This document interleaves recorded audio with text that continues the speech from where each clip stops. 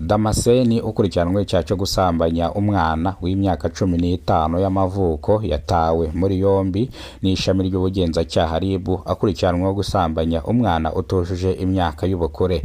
Iki cyaha nikimuhama arakatirwa igifungo cy'imyaka 35 y'amavuko gishobora kwiyongera kikagera ku gifungo cya burundu. Uyu mwana yasambanyije nibimugiraho ingaruka zikomeye, aho abaturage bavuze yuko uyu Damascene n'ubundi asanzwe akora ibikorwa bitemewe n'amategeko. Ubwo yajyaga gucukura amabuye mu buryo butemewe n'amategeko, bahoraga bamufata bakamurekura agasaba imbabazi ko atazabyongera. None akoze icyaha cy'indengakamere cyo gusambanya umwana utujuje imyaka y'ubukure.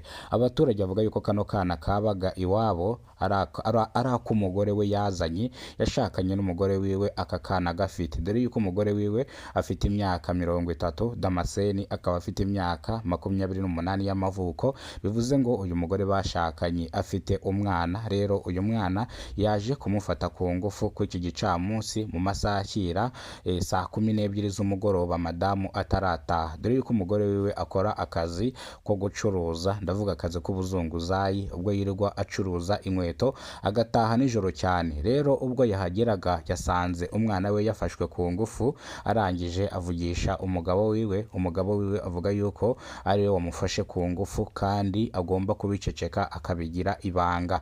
Umugore yavuze ko agiye kubiceceka kandi akabigira ibanga, ariko umugore yahise atangira kurira. Nibwo yahuruzaga abaturage, imbaga nyamwinshi y'abantu, arangije atekerereza ikibazo cyabaye mu rugo rwabo, ukuntu umugabo we yasambanyije akana ke katujuje imyaka y'ubukure. Rero bahise bahamagara ishami ry'ubugenzacyaha RIB. Uyu mugabo ahita atabwa muri yombi akurikiranweho icyaha cyo gusambanya umwana utujuje imyaka y'ubukure. Iki cyaha iyo kiguhamye ukatirwa imyaka 35 y'amavuko, ishobora kwiyongera ikagera ku myaka ishobora kwiyongera ikagera ku gifungo cya burundu. Iyo uyu mwana iyo umusambanyije bikamugiraho ingaruka zikomeye cyane ku buryo umwana yahaburira n'ubuzima, bivuze ngo igifungo kiriyongera kikagera ku gifungo cya burundu. Ni mu gihe abaturage bavuze ko abagabo nk'aba ngaba bafata abana babo ku ngufu, koko ni nk'umwana we nimba yarashatse umugore afite uyu mwana kandi akamwemera ko bagomba kubana n'uno mwana bakabana, bivuze ngo umwana yamufataga nka se. Bivuze ngo rero abagabo nk'aba ngaba bajye bahanwa, batabwe muri yombi n'ishami ry'ubugenzacyaha RIB, kubera ko ibyaha baba bakoze ni ibyaha by'indengakamere. Reka amakuru yacu tuyerekeze mu karere ka Kayonza. Mu karere ka Kayonza habereye naho ibyarijije abanyarwanda benshi cyane. Abanyerondo bakurikiranweho icyaha cyo gukubita umuturage bakamwambura ibyo yari afite, dore yuko kamera yo ku muhanda yafashe amashusho bano banyerondo bakurubana umuturage bakamujyana munsi y'umuhanda, bakamwambura ibyo yari afite, bakamukubita ndetse bakanamukomeretsa, bakamujugunya hano munsi y'umuhanda hepfo ya gare ya Kayonza. Ubwo ubuyobozi bwahise butabarira ku gihe, bano banyerondo bahita babajyana kubata muri yombi. Bano banyerondo bavuga yuko uyu ngungu yari afite forode, ariyo mpamvu bamukurubanye bakamujyana hariya hepfo. Mu by'ukuri izi forode bazishatse barazibura. Abanyerondo babajijwe izi forode ari izihe. Bano banyerondo kugira ngo bikure mu mazi abira, bavuga yuko uyu musore yari afite urumogi ngo bari bamubonye arimo arucuruza.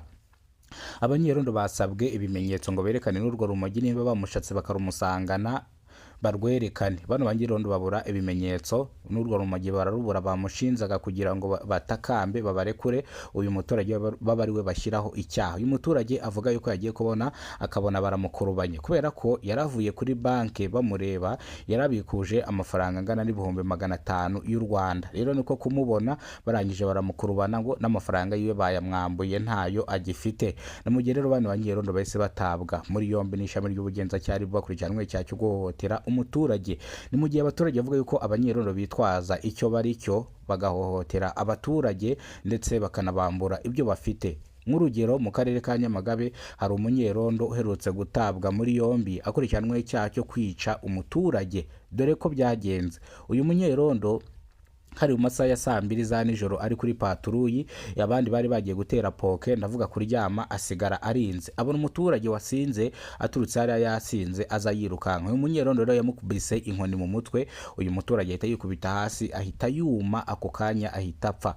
Uyu munyerondo rero abandi bahita bakanguka, bahita bamujyana kumufunga. Nibo bamwijyaniye kumufunga abanyerondo bagenzi be, ndetse bahita banatabaza uyu muntu bakubise akaburira ubuzima, arajyanwa. Uyu munyerondo yarakatiwe bitewe n'icyaha yakoze cy'indengakamere. Urumva ko ibyo yakoze byari bimutunguye. Yakubise umuturage inkoni, ahita yimukubita muri Nyiramivumbi, ahita yitaba Imana. Wumve yuko ibyamubayeho ni ikigeragezo, cyangwa ibyamubayeho nawe ntabwo yari yiteze ko byamubaho. Rero abanyerondo bakomeje gukora ingeso zitari nziza, bityo rero abanyerondo bahindurwe, bashyireho abanyerondo bafite disipurine, ndetse abanyerondo batangire ubuyobozi bujye bubagenzura, ndetse bujye bubaganiriza, bubibutse yuko ari ibikoresho bya rubanda. Kubera ko impamvu ari ibikoresho bya rubanda, amafaranga abanyerondo bahembwa abaturage ni twebwe tuyatanga. Aho kugira ngo rero abaturage tuzajye duhora dutaka ngo abanyerondo nibo bari kudukubita, abanyerondo nibo bari kutwiba, abanyerondo nibyo bisambo, irondo ryivanze n'ibisambo. Ibingibi turabirambiwe.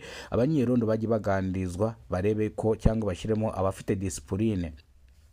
Iyi ni incamake y'amakuru. Nimba aribwo bwa mbere ugeze kubona umuyoboro wa Kidasamura TV Rwanda, kora subscribe, ufungure inzogera kugira ngo uzajye ubasha kubona amakuru mu gihugu cy'u Rwanda kandi yizewe.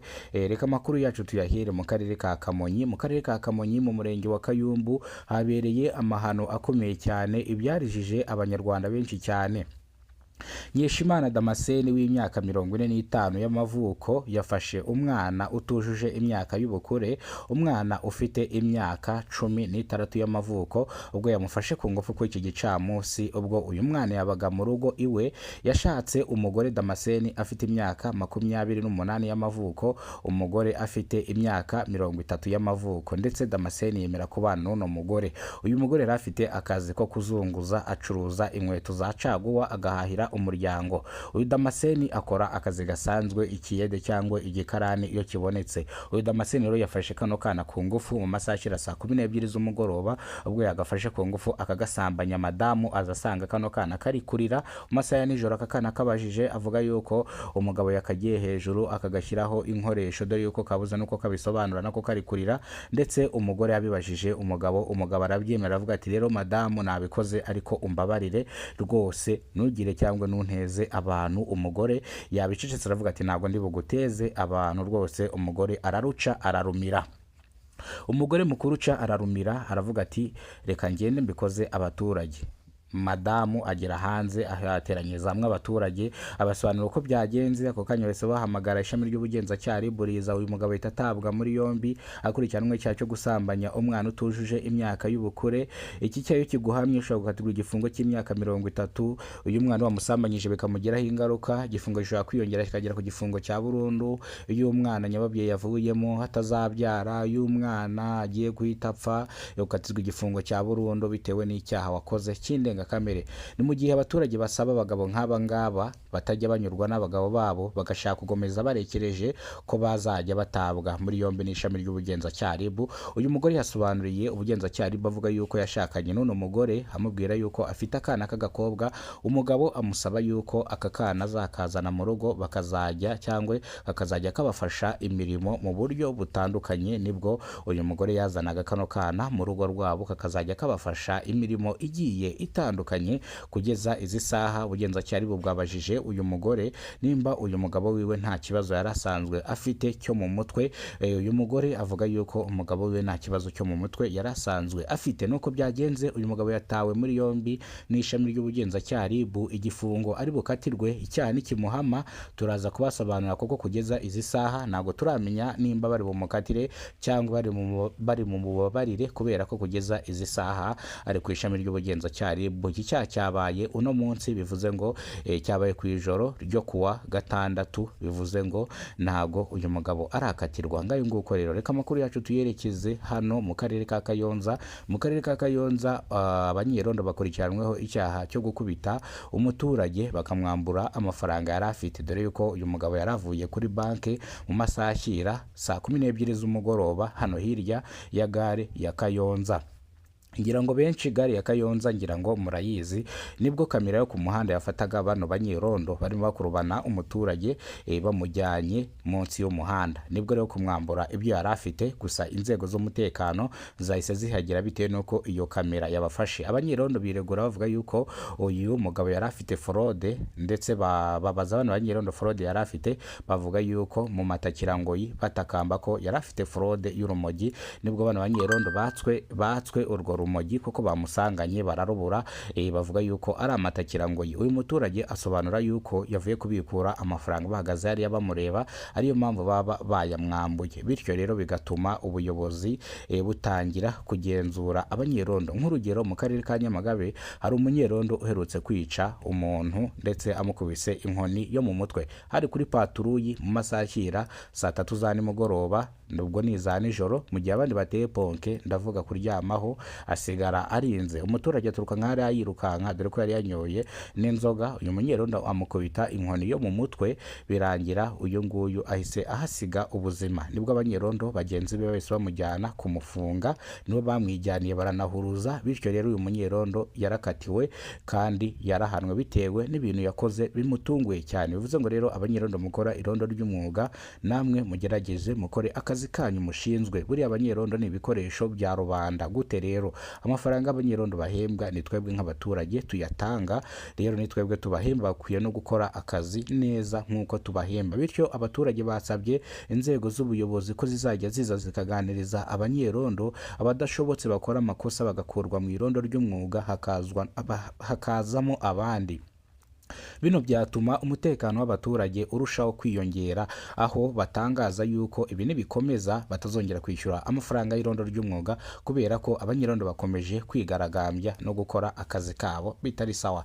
Reka amakuru yacu tuyasubikire hano. Amakuru nakagaruka nimba rwo bwa mbere geze kubona umuyoboro wa Kidasamura TV Rwanda, ibuka gukora subscribe, ufungura inzogera kugira ngo uzajye ubasha kubona amakuru mu gihugu cy'u Rwanda kandi yizewe. Turabakunda cyane, Imana ibaha umugisha.